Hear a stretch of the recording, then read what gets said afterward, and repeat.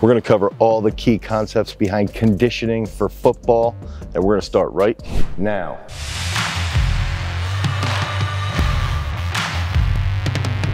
What's up, everybody? It's Dane Miller from GarageStrength.com, and if this is your first time to the channel and you're interested in becoming a better athlete, you want to get more explosive, you want to dominate on the gridiron, make sure that you like, you subscribe, and you ring that notification bell so we can help you become a beast. So I'm here at the Tokyo Olympics, and one of the things that I'm constantly thinking about, ironically, is football, American football, playing on the gridiron, because I'm thinking about all the different ways that we hear about football coaches ruining football players. And oftentimes it always comes back to conditioning. We hear those horror stories of all of the linemen having to do the exact same running that all the wide receivers and all the running backs are doing, all the linebackers are doing. They're all doing the exact same type of running. They're getting really bad shin splints, which might end up leading to stress fractures. They're doing the exact same long distance type training. They're not doing any speed-based training that's going to actually help with their endurance later on in a game.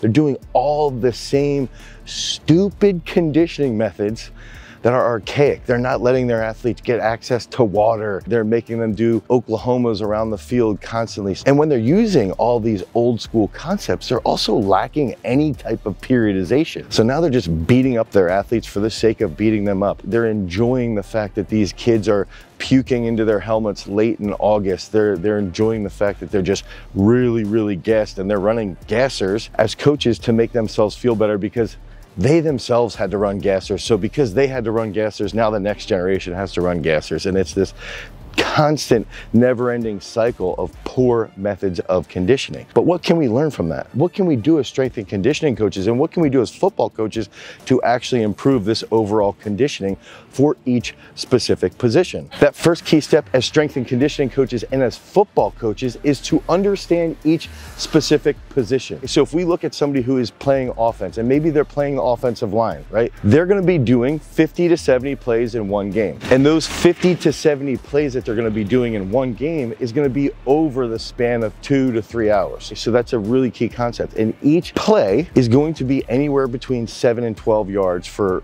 offensive linemen. It might be a little bit longer here and there, but it's typically going to be 7 to 12 yards. And it's a really simple concept to do, is to sit down as a football coach or as a strength and conditioning coach and actually monitor your players in each game. You can see how far they're running, you can see how long they're running each specific play, and then you can break that down, and it makes it easier for you to set up your actual conditioning. Now we can compare that to a running back or a wide receiver, especially a wide receiver. Now a wide receiver is playing 50 to 70 plays, and if we're running a spread offense, well, now that wide receiver is going to be running anywhere between 10 and 18 yards every single play, sometimes a lot more. Now if we're running a wing T, it's going to be a little bit less. It's going to be around 10 to 12 yards per play because the wide receivers aren't actually running as long of routes. So if we can start to break that down for each specific position, and we can start to understand how many plays in a game and how far each specific position has to run, now we can start to really see the differences, and we can see the differences in body types, and we can set up our endurance-based training around each specific position and what their needs are late in the game. So when we're thinking about endurance-based training, there's going to be speed endurance. So what does speed endurance mean? Late in the game, are they able to hold that speed at a higher end? So think about if we have a running back that can run, with no fatigue at all, they can run a 4.49. Okay, so they're running a 4.49 40. Let's say in the second quarter, they're running, a 4.65 40. Let's say in the third quarter, they're running a 4.7 40. Let's say in the fourth quarter, they're running a 4.75. So that's very good. That's barely diminishing their speed endurance. Now compare that to another running back that maybe by the fourth quarter, if they're the same with no fatigue, but in the fourth quarter, the second guy is running a 5-second 40, he lacks that speed endurance. So that's a key concept, is understanding how we can improve speed endurance. So now that second athlete needs to run a little bit more interval-based training, or that maybe they need to do a little bit more specific speed work with a little bit more volume to build that base. Now we can start to see, okay, he fatigues a lot more late in the fourth quarter, so we need to figure out how to improve his speed late when he's under a lot of endurance. And that leads us into that cardio-based endurance. So now we can think about, all right, we've got an offensive lineman and he holds, 80 to 85% of his best through the first and second quarter, but then by the third quarter, he's at 60%. He has a very, very poor level of overall cardio. So how can we improve that? We can build a bigger engine for him just by improving his overall endurance. What does that mean? If we just have steady state cardio, he can do an assault bike with low intensity because he's an offensive lineman, he's a little bit bigger. He can do a little bit more cyclical based work because it's not going to beat up his joints as much. So think about that as that next key concept, is understanding that to improve the overall cardio aspect behind them. And then that takes us to that third key concept of mental fatigue while they're under endurance-based stress. So what does that mean? So let's think about decision making. Let's say first, second quarter, your team has minimal amounts of errors, but third quarter, they start to get a little bit more penalties. Fourth quarter, we start to notice, hey, our team's getting a lot of penalties in the fourth quarter. A lot of coaches don't even think about this. They don't even understand that there can be a lot more penalties, more prevalence for more penalties in the third and fourth quarter because they have cardio fatigue. They have mental cardio fatigue. So what can we do? Get them on the assault bike, have them operate at a speaking level. Get them on the treadmill. They have to walk for 20 to 30 minutes. Take them out on a sled, do simple things, simple tests like this. And now as you start to increase them, maybe they're doing 15, 20, 25 minutes of steady state cardio. It's not gonna beat them up. It's not gonna make them slower. It's actually gonna help their recovery.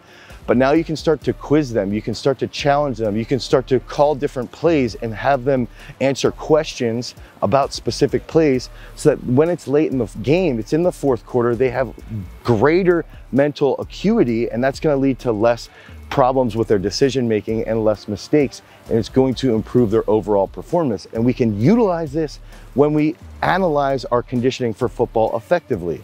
That third key concept that I've learned here at the Tokyo Olympics is understanding what slow endurance can do for the big dudes, what it can do for improving overall engine performance. I've seen Lasha Talakadze walking around here, and even Lasha does a little bit of cardio, not so that he can go over and have really, really good strength endurance, but because his endurance, as it increases, can actually improve his overall recovery.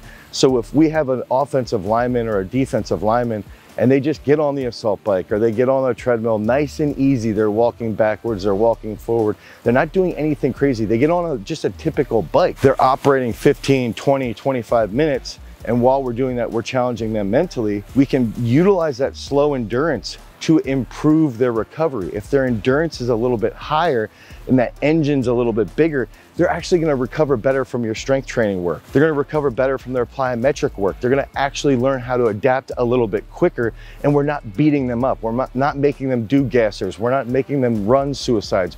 We're only utilizing that slow endurance as a means of just generally increasing their overall engine. That's a key concept here. Use that slow endurance to improve the engine, and then you can use interval-based training, you can use high volume sprinting to improve other aspects that they may lack. We can even utilize weight room-based training. So we have offensive linemen, maybe they get really fatigued at the end of the quarter. Let's do 15 singles of power cleans at 70%, and they have to do that every 45 to 60 seconds. Okay, that's going to drastically improve that engine and that power output as well. And finally, another key concept under that slow endurance improvement is get these guys in the sauna. There's a ton of evidence that getting a response from heat shock proteins can improve their endurance, can improve their cardio output.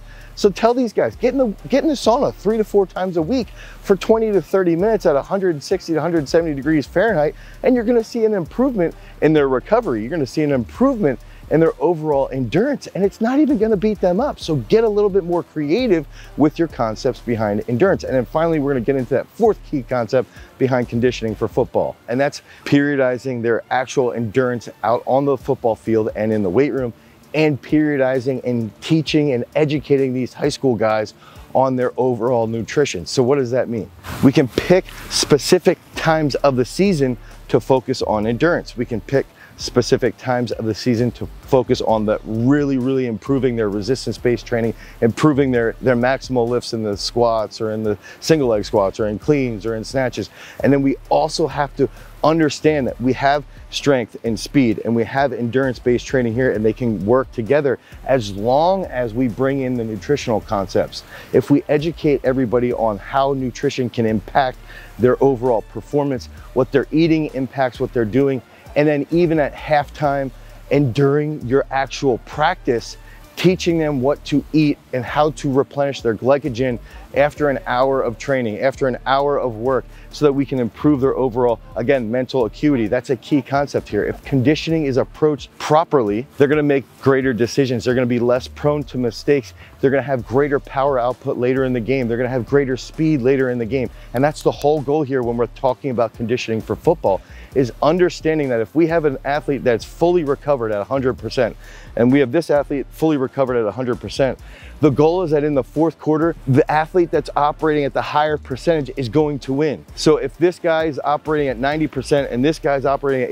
80%, the guy that's operating at 90% is likely gonna be better. He's gonna make less mistakes, he's gonna be putting himself in a better position, and he's gonna be able to take advantage of his opposition. So utilize strength training properly, utilize nutrition and recovery properly, utilize the sauna, and then understand the differences between each position. Understand how far they're running per position. Understand, especially when we're talking about different types of offenses. If we're running a wing T, it's gonna be a lot different than if we're running a spread. So that's a really pivotal concept behind periodizing your conditioning. And if you need help with conditioning-based training for football, click on the link down below. You can head over to garagestrength.com and you can pick up one of our elite football-based strength training programs.